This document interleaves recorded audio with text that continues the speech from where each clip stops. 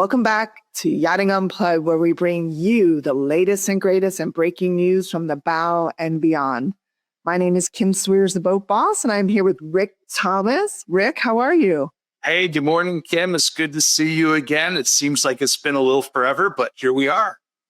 It has been, but we're back. And today we've got some exciting industry announcements to share with you. And trust me, you want to stay to the end as we have some major breaking news that hasn't even hit the wire yet. But yeah, I was going to say we're lucky to have this one, and it's going to be fun to bring this guys to you. So, let's go with this. So the latest news, as we've heard, Denison and OneWater, the breaking news about that. If you remember, in April of 2022, OneWater Marine completed its acquisition of Denison Yachting. The two companies actually operated under OneWater Yacht Group. And just a few days ago, Denison and OneWater Yacht Group announced that they will now be operating under the brand of Denison Yachting Worldwide. And they're going to be creating the world's largest firm. So we're super excited about that. The combined organization will operate, like I said, under the Denison Yachting name. And it is going to be big news for the industry. And we're excited to see what's to come. We understand the leadership is still intact. There's 23 offices around the world, from what I understand. US, Europe, providing really an integrated platform from buying, selling, owning, renting, everything luxury yachts. So Rick, well, I knew you've heard something new as well. Yeah, I can confirm that Brian Braley, who has been the previous president of OneWater Group since April 21, has just now assumed the role of president of Denison Yacht. So Brian's got himself behind the helm of quite an operation. He's got his hands full, I'm sure. Yeah. And, we wish Brian and his team only success as they go forward. Yeah, from what I understand, the organization has like 800 plus listings, and they have like 180 brokers, if not more. And they really offer to just deliver an incredible customer experience on the yacht level. So I wish them all the best. I mean, Bob is a great friend of mine as well as yours, and OneWater team. Much success to all of you. Yeah, they also bring a pretty good level of yacht management. So, that's always an option when you're buying vessels and assets through the Denison program. There's a management program to support you. That's right. All right, let's go on to boat shows.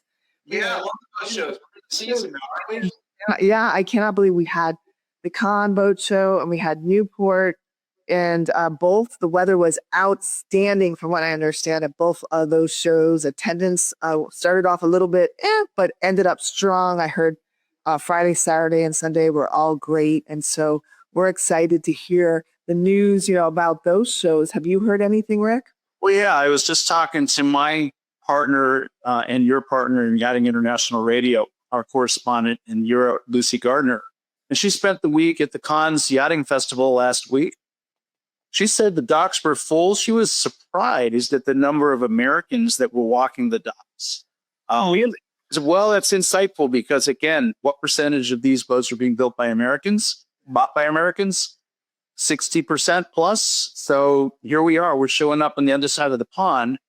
She was also really interested in a trend that she saw. She saw 3 boats that she thought were outstanding. They were all 100-foot boats. So Majesty Yachts, built in UAE, United Arab Emirates, had their 100-foot terrace, the Majesty 100. Its biggest feature is the fact that a private owner's terrace built in some D2EC on a 67-meter yacht, not a 30-meter. Pearl had their first large yacht, a 100-foot yacht. They're built in the UK. Pearl's yacht also full of amenities, and first time for them, hybrid propulsion technology. And then Ferretti had their 940. It's a 94-foot boat. Striking naval architecture according to Lucy, and integrated swimming pool and some other features, again, you only see in larger yachts. So her takeaway is really that you're seeing these vessels as a great step up for an owner-operator, owner-driver size boat to their first crude yacht. And it's interesting that it's really fits in our sweet spot that we have here in South Florida, that 25 to 30 meter space. So I made some notes. So 60% of Americans are actually buying those boats. Yeah. The boats that are being sold in Europe, about 60% of the clients are US. And so we've got Majesty, Pearl, Ferretti, and was there another brand that you mentioned, or those are the three? Those are only three that Lucy mentioned, but the commonality is they're all underfoot boats. All right. Well, Yeah. Well, let's hope that all the shows this season are going to be successful with everyone. We've got the One Big Beautiful Bill Act that, if you remember last week, we interviewed Umberto Bonavita from Robert Allen Law. Watch that episode. It is a great ending experience. And if you're interested in purchasing a boat for your business and for charter, you have to listen to that episode and take advantage of the year-end 100% bonus depreciation. It's great value you bring in that conversation, Kim. And it's timely, too, because as you know, a week from today, I jump on an airplane. I'm flying to Monte Carlo with Tristan, and we're going to be creating content at the Monaco Yacht Show all of next week. Well, that's exciting. This is the opportunity to take advantage of the Big Beautiful Bill. Look at these vessels that are available. There's great incentive now to asset into these assets, and let's hopefully see that continues a couple trends. One of Americans buying big boats, and secondly, the yachting industry scaling up and getting bigger and better. I love it. I love bigger and better. That's good. All right. Well, speaking of bigger, let's talk about the breaking news that you got the call. And so let's talk about that. Yes, let's do. Let's bring this to the table today. This is exciting. So exciting. This is something that I've been aware of happening in the background for a while.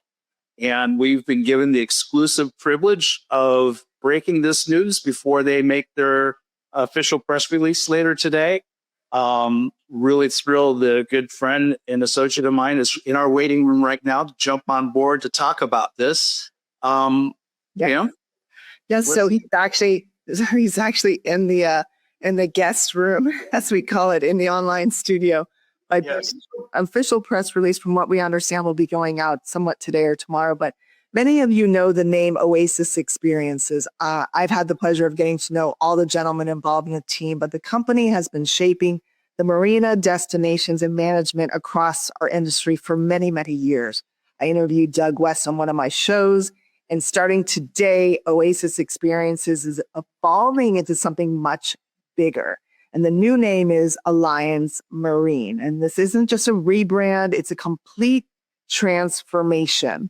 Alliance Marine is bringing together Oasis Experiences and Monument Marine under one brand. It seems to be a big word today of the show is the branding. We're all getting together, and these powerhouse divisions of management, development, and technology are going to lead this company and deliver a world-class service and operations for the marinas around the world. So without further ado, I'm going to bring in Colin. Let's get him on to this show.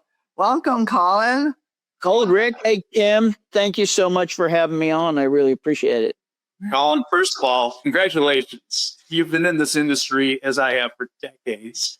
And now you're stepping into a role that feels like the culmination of your experience. That's big. Let's start here. What does this mean for you personally and for the broader marine industry? What's this look like? Yeah. Hey, thanks, Rick, for that. And first and foremost, Brian Braley and Bobby Denison, hats off. Love their announcement. Is that great? Timing couldn't be worse to come after that, huh? I thought I'd save the best for last, but go on. Well, you're good. So Denison, just an iconic name in the industry for so many years. But really, look, thanks so much. It's been a long ride in the industry so far, and I've enjoyed every minute of it. I've been lucky to work with so many people that have taught me so much. And this role is taken every bit of what I've learned to this point and then some. Just super to have this opportunity with you. What does it mean for you personally? I mean, I know that you're giving everyone else accolades, but what does it mean for you guys? This is a big move. For me, really, it's when you say personally, it really is about working with the team, right? So it's being able to work with Doug and Eric again. It's getting the band back together, and that's the best part for me. I've had more fun in this industry over the years. I've worked with Doug for over 20 years, and we get to do it again, and that's the best part, Kim. And it's not just not just that, it's the group of people that we've worked with for so many years, and I'm just not ready to give it up yet. I love it. Well, take us back. I love a story. That's why I started a Boat Boss. What is the genesis of Oasis? Walk us through how, Oasis, now Alliance, walk us through that. So Oasis Experiences was built on hospitality and consistency.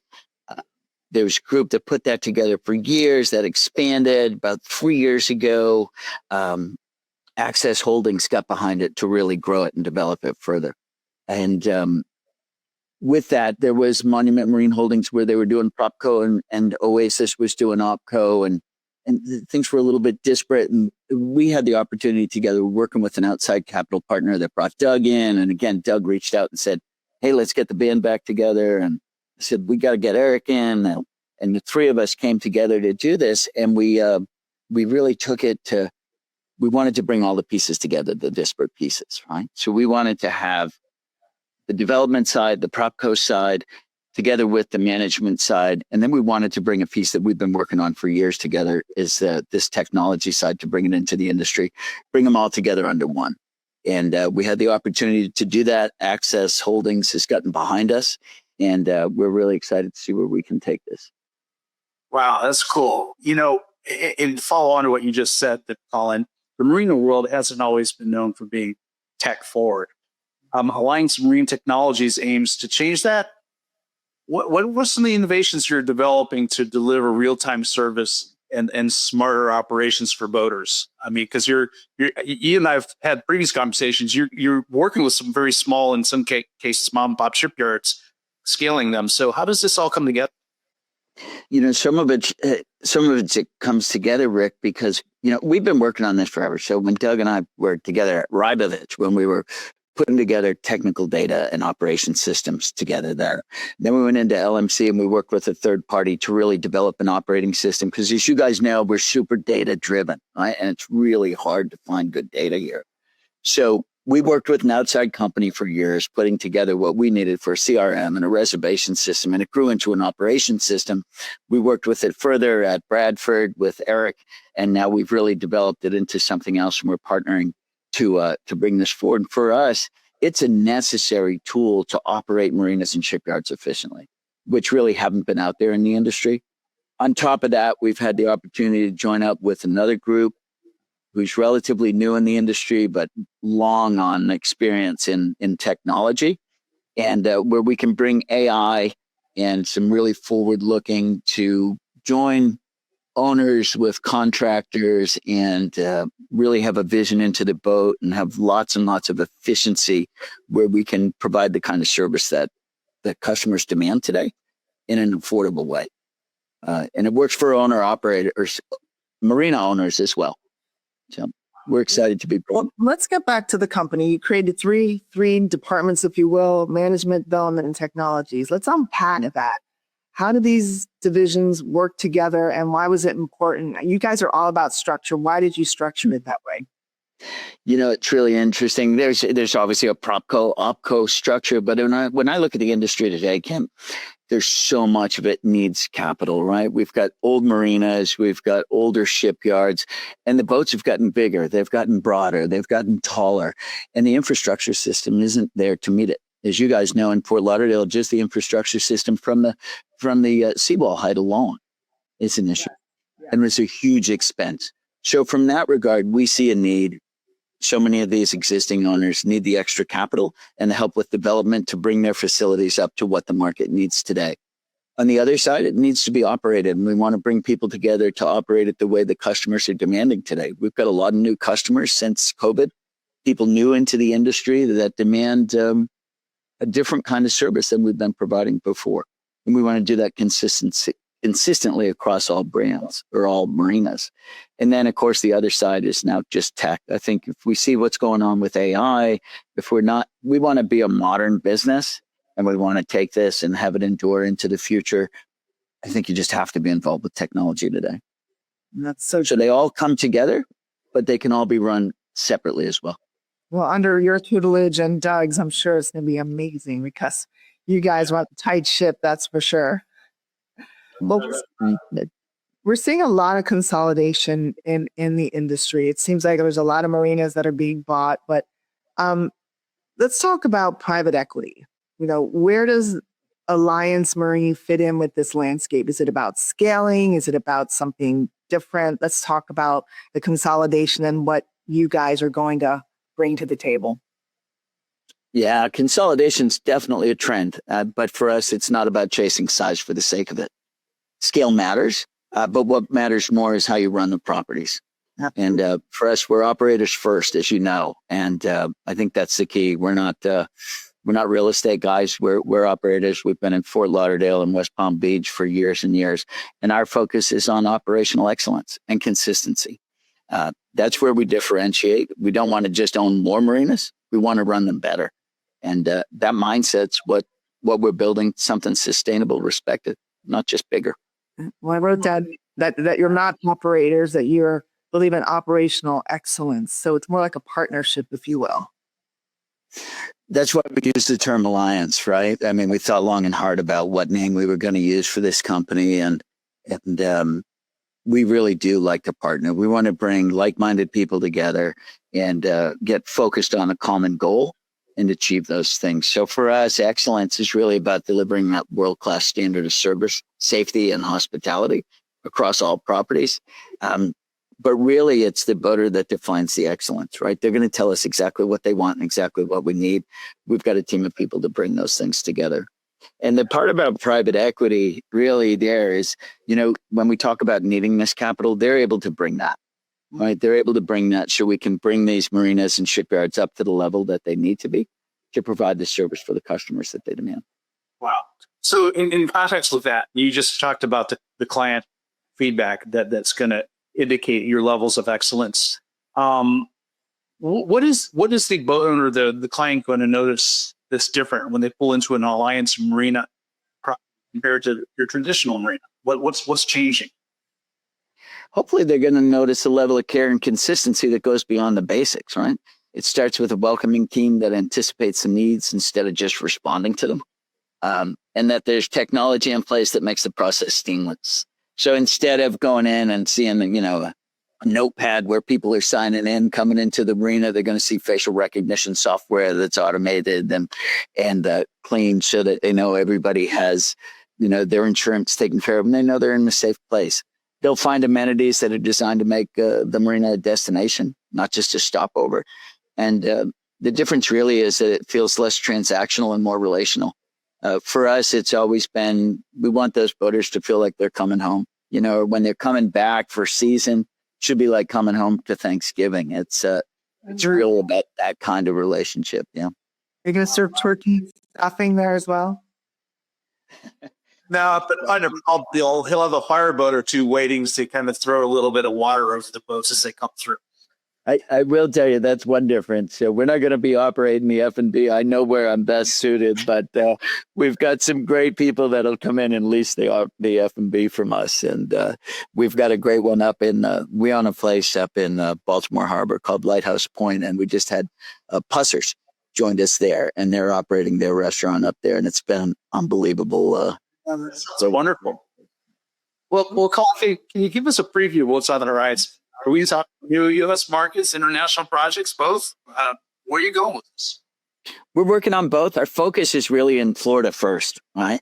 But with that, that's going to expand into Alabama and into Georgia. We've got a target market into New England after that. But we're opportunistic. We've been lucky. A bunch of people have reached out to us. We've got a couple things internationally that we're looking at right now. Our focus is really on doing good deals. We want to be doing the right deals in the right places with the right people where our synergies all come together. I think it's really important. The big thing for us, which might be different, is to really bring the service side into it. So we're developing a hub and spoke piece. We want to make sure that we have hubs in the service centers, what you guys are used to us doing from LMC and Rabovich in the past, and Willis with Doug, and then surround those with the marinas to be able to support each other. So we have our own ecosystem. We're going to work very, very closely with builders. We've seen a lot of builders that really need that kind of, they don't have the infrastructure that we'll have. And that's where we want to help them to get to the eventual customer. Brilliant. That's great. It really is. It really is. Well, let's talk about legacy. You know, Steve Jobs once said, you know, you have to leave your spot in the world. We're all here for a purpose. Let's look at your career. What do you want to leave as your legacy when you retire and sail off into the sunset? You know, Cam, Doug, Eric, and I have always talked about this, about leaving the industry better when we leave it than when we joined it. And I would love our legacy to be that we were raising the standards and we developed a team that's going to take this industry forward, right? And we get a lot of focus into that next group, right? The kids that are coming up behind us that are going to take this into a whole new level. And that's the piece that keeps us all coming and keeps us working on this, is for that next group. So we're going to have boaters, crew, communities to look back and say that Alliance Marine made marinas better, safer, and more enjoyable. We want to be the easy button, and we want to elevate the industry and create a lasting value for everyone involved. Love it. I wish I had an easy button on my desk. I'll send one over to you with our new logo, Ken. There you go. That's sport. Thank you. We're heading down to the timer at 21 minutes, and we need to get this rolled up because you need to get back to work. But if you have one last message that you want to relate to the marina owners around the world that are looking for a partner solution, what would you say to them? In short, together, we're greater than the sum of our parts. Right. So it's where we want to partner. We want to come together. We're going to give you all the opportunities to work, right? If you just want to fully exit, we can talk to you. If you want to stay involved and you need the capital and some partners to take it to where you want to be, let's join together and let's do it together to get you to that final place. And if you're not even sure you want to do that yet, you just want management, we can come in and help you with that as well. So we're excited. And the big thing is for us, again, bringing groups of people together, common goal, moving forward to take that common goal. And always together, we're greater than the sum of our parts. Bravo, Colin. Bravo. I thank you for joining us. Thanks for your time this morning. You got a big day ahead of you with this announcement going out today. And we just wish you the best of luck in this new endeavor. And let's stay close, keep this conversation going, shall we?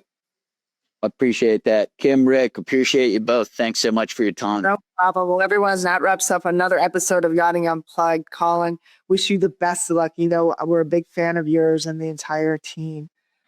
If you have any news that you need to get, just like Colin, reached out to Rick. He says, I've got some news. Anyone out there that's looking to pour some news that you want to get to the wire before the wire, reach out to Rick or myself on Yachting Unplugged. We look forward to seeing you on the water, and we look forward to seeing you on the next episode of Yachting Unplugged. Take care, be safe, and always boat smart from the start. Take care, everyone. From the start. Bye, everybody.